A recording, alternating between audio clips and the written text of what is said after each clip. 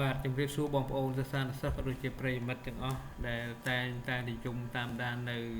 Channel YouTube របស់លោកគ្រូបាទអញ្ចឹងនៅក្នុង session នេះលោកគ្រូនឹងបង្ហាញអំពីរបៀបនៃការប្រើប្រាស់នៅចំណុចចាប់អូខេបាទ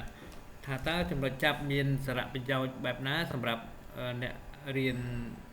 កម្មវិធី AutoCAD បាទទាំង 2D និង 3D បាទអូខេបាទអញ្ចឹងលោកគ្រូអាចrecommend សម្រាប់គ្រប់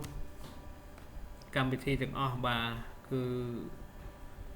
ការប្រើប្រាស់ចំណុចចាប់គឺមានសារៈប្រយោជន៍មែនទែនបាទសម្រាប់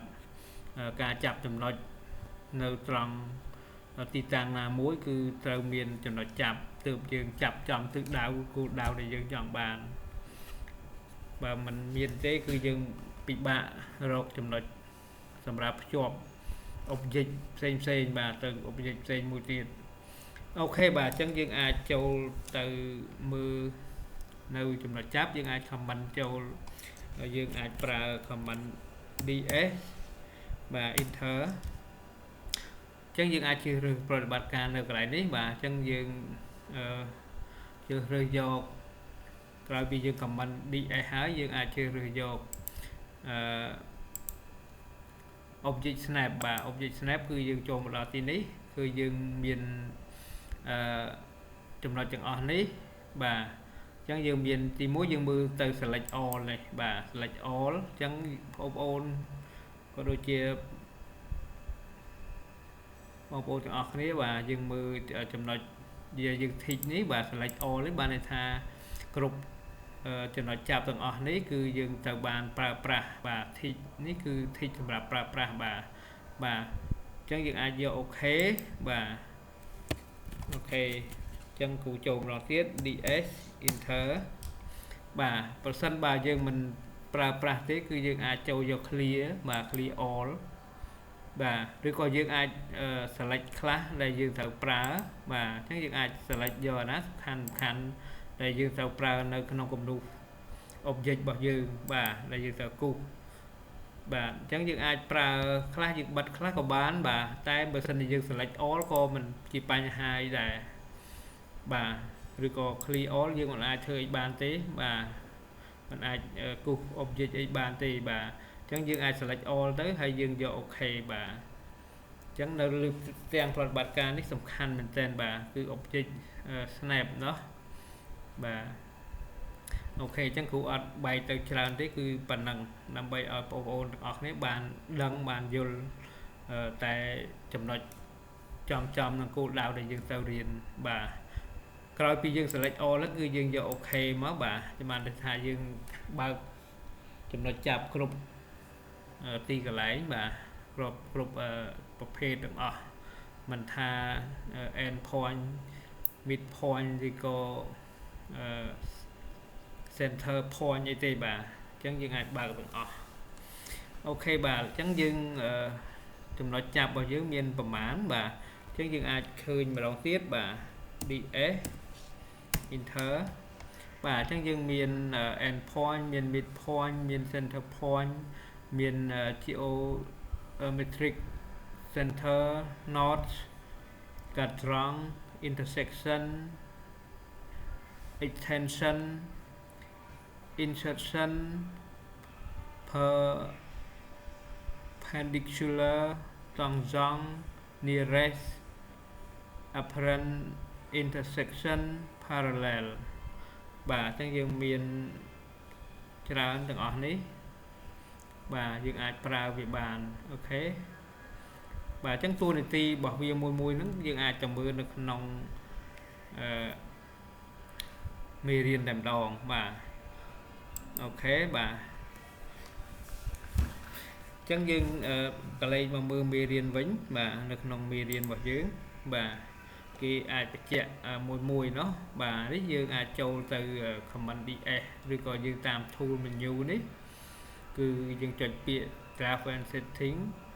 ឬក៏វាយ short form ds ដូចគ្រូបានបង្ហាញអញ្ចឹងបាទហើយយើងជ្រើសរើសយក object snap បាទរួចហើយយើង select all ឬក៏ clear all បាទហើយរួចយើងយកអូខេមកបាទហ ហើយបើសិនជា shortcut key មួយទៀតដែលយើងអាចប្រើ F3 បាទ F3 យើងបិទឬក៏បើក snap នឹងបាទ snap object និង object snap បាទអញ្ចឹងយើងអាចចុច F3 ឬក៏ចុចម្ដងជាប់ម្ដងដោះបាទអូខេបាទឥឡូវនេះយើងមកមើលមួយមុខងាររបស់វាបាទអញ្ចឹងគ្រូបញ្ជាក់អំពីendpoint เนาะបាទ endpoint គឺជាសញ្ញាមួយជាចំណុចចាប់មួយដែលបង្ហាញនៅខាងចុងបន្ទាត់ឬធ្នូកោងបាទអញ្ចឹងនៅពេលដែលយើងមាន object យើងគូសចេញហើយគឺយើងដាក់ cursor ទៅវា load ចេញបែបហ្នឹងឯងហើយចំណុចចាប់របស់យើងគឺមានពណ៌បាទបៃតងបែបហ្នឹងអូខេទី2យើងមាន midpoint เนาะ midpoint គឺសម្រាប់ជាសញ្ញាបង្ហាញចំណុចកណ្ដាលនៃបន្ទាត់បាទឬក៏ជ្រុងនៃ object មួយដែលមានជ្រុងបាទគឺបង្ហាញនៅចំកណ្ដាលតែម្ដងហើយមានរាងជាត្រីកោណបែបនេះបាទនឹង midpoint បាទអូខេឥឡូវយើងមកមើល center point បាទ center point គឺសម្រាប់បង្ហាញការចាប់ចំណុចផ្ចិតនៃរង្វង់ឬធ្នូ ellipse បាទអញ្ចឹងដូចបងប្អូនបានឃើញនៅទីនេះគឺចាប់នៅចំណុចកណ្ដាលបាទ center គឺ center point เนาะបាទ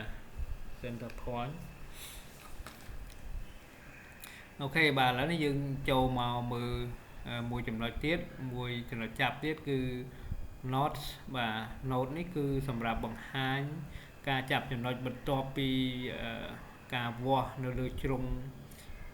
ជាបន្ទាត់ឬកង្កត់បាទអញ្ចឹងយើងមើលខាងនេះបាទកាលណាយើងដាក់នៅខាងជ្រុងកែមនៃ object ដែលជាប្រភេទចតុកោណកែងឬក៏ត្រីកោណការ៉េហ្នឹងបាទគឺវាចេញសញ្ញាបែបនេះបាទហើយវានឹង alert ឈ្មោះដូចយើងបានបង្ហាញនៅលើ screen របស់យើងចឹងបាទគឺ node បាទអូខេបាទឥឡូវនេះយើងបន្តមកកាត់ត្រង់បាទអញ្ចឹងជាធម្មតានៅក្នុងរង្វង់មួយបាទ360 degree ហ្នឹងគឺយើងមានចែកជា4កាត់ត្រង់បាទអញ្ចឹងកាត់ត្រង់នីមួយៗមានមុំ90เนาะបាទហើយមានចំណុចចាប់របស់វាបាទអញ្ចឹងមានសញ្ញាបែបនេះសម្រាប់បង្ហាញនៅឆ្លោះរវាងអមួយទៅអមួយនៃរង្វង់បាទអញ្ចឹងវាមានចែកជា4កាត់ត្រង់នេះបាទអញ្ចឹងខាងលើខាងក្រោមខាងឆ្វេងស្ដាំបាទអូខេយើងចូលមក intersection បាទ intersection សម្រាប់បង្ហាញការចាប់ចំណុចដែលកាត់ខ្វែងគ្នានៃបន្ទាត់ខ្សែកោងអូខេបាទអញ្ចឹងនៅនេះគឺជាការបង្ហាញ intersection បាទវាបង្ហាញទៅលើរង្វង់មួយដែលមានខ្សែកាត់រង្វង់ហើយវាបង្ហាញនៅចំណុចចាប់នៅបែបនេះសញ្ញាខ្វែងបែបនេះនៅលើនៅត្រង់ចំណុចប្រសពរបស់វាហ្នឹងបាទអូខេបាទឥឡូវនេះយើងឈានមកមើល extension បាទ extension គឺសម្រាប់បង្ហាញចំណុចចាប់ចំណុចប្រយោលលើខ្សែបាទអញ្ចឹងរបៀបនេះបាទឧបមាថាយើងមានបន្ទាត់មួយត្រង់នេះបាទហើយយើងមានខ្សែមួយកាត់បែបនេះបាទខ្សែប្រយោលទៅរកទិសដៅណាមួយអញ្ចឹងជាចំណុចចាប់នេះគឺយើងមានរាងបែបហ្នឹងគឺ extension បាទ extension and point បាទលក្ខណៈបែបហ្នឹងបាទអញ្ចឹងបង្ហាញលក្ខណៈ4ជ្រុងដែរអូខេបាទឥឡូវនេះយើងចូលមក intersection មួយចំណុចទៀតគឺសម្រាប់បង្ហាញការចាប់ដាក់នៃអក្សរឬរូបភាពបាទអញ្ចឹងនៅទីនេះយើងបង្ហាញសញ្ញាជ្រុងតគ្នាការ៉េ2បាទបែបនេះបាទនៅពេលដែលយើងដាក់អក្សរឬរូបភាពអីផ្សេងៗបាទអញ្ចឹងវាតែងតែបញ្ចេញនៅសញ្ញាបែបនេះអូខេឥឡូវនេះ perpendicular សម្រាប់បង្ហាញការចាប់ចំណុចកែងបាទអញ្ចឹងយើងវាហៅថាយើងមានបន្ទាត់មួយ straight bà chẳng đâu là dương chập cho nó mùi chanh pi bản tọt nắng cứ cho nó chập bao nhiêu nó cứ chanh bẹp nắng cứ bia miền nhà khoai lệch bốt bà vì bằng hai tự đào mùi cho bà ló bà đôi tray sai dân năng bà ok bà chẳng từ hàng buôn hàng lư hàng crown sẽ làm đó vì thật nơi mông cao sập được cái này bà tụ bay một tuột dương đi bẹp ná cứ vì bằng hai bẹp năng tạm tự đào chạy lẹ làm đòn ok bà lấy dương mưa màu toàn gión cứ được bom phô bàn riêng cái đất chia rồi có thôi đi miệt rồi hái bà chân dương bằng hai nhầm pi dùm nó chạm nó khang nó pa rồng vong và cứ chia chùm nó này ca pa rồng vong tây kháng bà cứ xe một toát rồi có rồng vong bà để một pa là tây kháng này rồng vong mối cứ chia trên sinh nhàแบบนี้mà nhà chia rồng vong hay miền bằng hai cho nó paแบบนี้bà cứ chia cho nó chạm bọt toàn giòn bà ok bàแล้วนี่ยังมือnearest ដែលបង្ហាញពីចំណុចចិត្តបំផុតបាទនៅចិត្តខ្សែរបស់យើងនេះបាទទីហោដែលយើងដាក់ខ្សែដល់អីបាទអញ្ចឹងយើងចាប់មកយើងចំណុចចាប់របស់យើងគឺចេញបែបនេះអញ្ចឹងបង្ហាញចំណុចដែលនៅចិត្តបំផុតនៃបន្ទាត់របស់យើងឬអរបស់យើងហ្នឹងបាទបាទចុងក្រោយនេះគឺចំណុចparallel បាទ parallel បានន័យថាស្មើគ្នាបាទសម្រាប់បង្ហាញចំណុចស្របបាទស្មើស្របបាទស្របគ្នាតែម្ដងបាទអញ្ចឹងនៅពេលដែលបន្ទាត់ពីរជិតគ្នាបែបនេះស្របគ្នាបាទបន្ទាត់ស្របគឺបន្ទាត់ដែលគ្មានចំណុចជួបគ្នាទេគឺវាស្របរហូតបាទ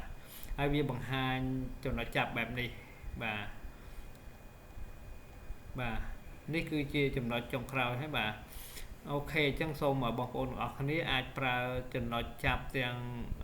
10ប្រហែលបាទ11 12នេះគឺជាប្រយោជន៍សម្រាប់ការបង្កើត object ផ្សេងៗបាទអូខេបាទឥឡូវនេះយើងទៅមើលឧទាហរណ៍នៅលើ screen តែម្ដងបាទអូខេបាទអញ្ចឹងចំណុចចាប់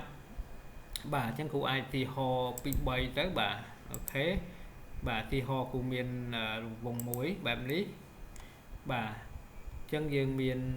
ឧបមាថាយើងត្រូវគូបន្ទាត់អីមកបាទអញ្ចឹងនេះជាបង្ហាញពីកាត់ត្រង់នីមួយបាទអញ្ចឹងជាចំណុចចាប់នេះយើងមើលឃើញចំណុចពណ៌ឲ្យតងនឹងឯងបាទអញ្ចឹងបើសិនជាយើងអត់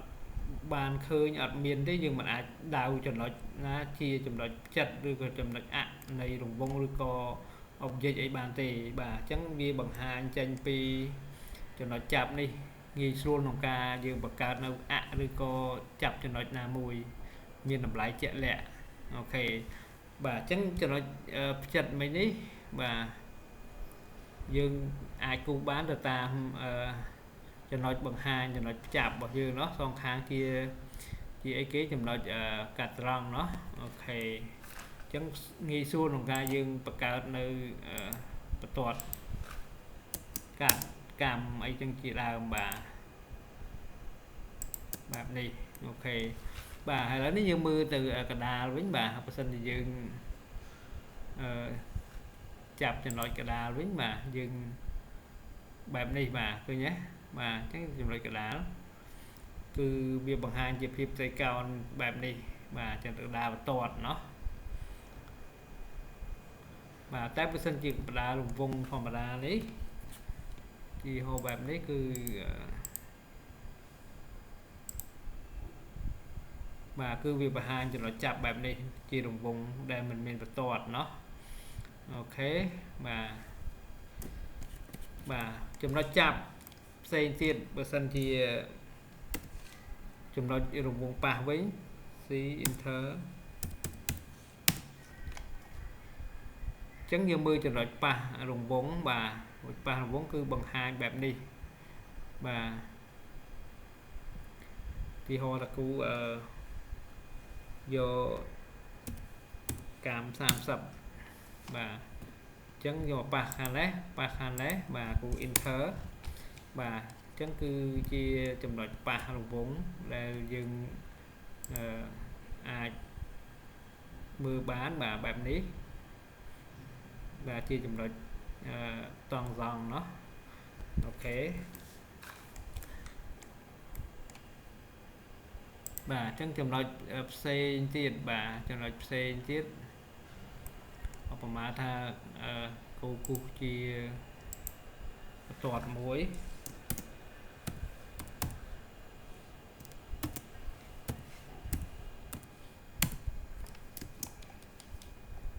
បាទបន្ទាត់មួយបែបនេះហើយគូចង់គូសបន្ទាត់មួយកាត់បែបនេះបាទអញ្ចឹងវាបង្ហាញទិសដៅបែបនេះបាទជាចំណុចចាប់ដែរចំកណ្ដាលបែបនេះគឺដូចគ្រូបានបង្ហាញអញ្ចឹងគឺបង្ហាញតែចំណុចបាទកែងបាទហើយនេះជាចំណុចផ្ចិតកណ្ដាលដែរបាទ mid point เนาะអូខេបាទហើយរូបផ្សេងទៀតបាទ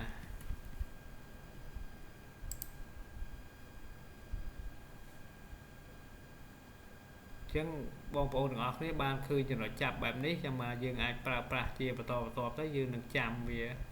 ហើយនឹងអាចប្រើប្រាស់បានតាមតម្រូវការ